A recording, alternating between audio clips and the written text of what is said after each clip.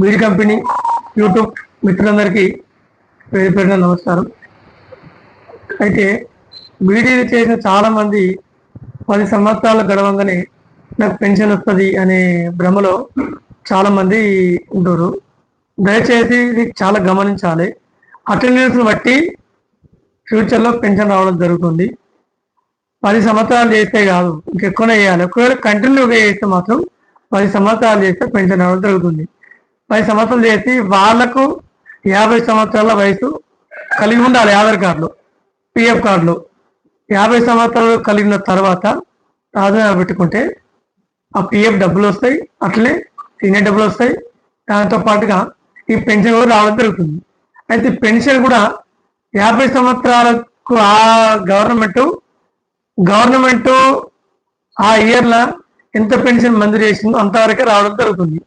కొంతమందికి ఎట్లుందంటే ముందు 600 పెన్షన్ కొంతమందికి వస్తుంది, 800 కొంతమందికి వస్తుంది, 1000 రూపాయలు కొంతమందికి వస్తుంది, కొంతమందికి 2400 వస్తుంది, 2600 వరకు కూడా ఇప్పటికీ వస్తుంది. అంటే ఏ ఇయర్లో అయితే రాజీనామా చేస్తామో ఆ ఇయర్లో ఉన్న పెన్షన్ మాత్రమే వర్తిస్తుంది ఇప్పటి వరకు.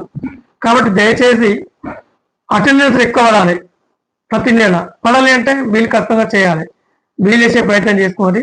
10 సంవత్సరాలు అనేది కాకుండా మీరు రాజీనామా ఎప్పుడైతే చేయాలనుకుంటారో ఆ కంపెనీకి సంబంధించిన టేకర్ ఉంటుంది కదా, తనను సంప్రదించి నేను రాజీనామా చేయాలనుకుంటున్నా, మరి నాకు 10 సంవత్సరాలకు సంబంధించిన ఆధారాలు పడలేదా, మరి ఇంకో 2 years చేయాలా అనేది ఒక్కసారి తను సంప్రదించి రాజీనామా పెట్టుకోవడానికి ఆలోచన చేయండి.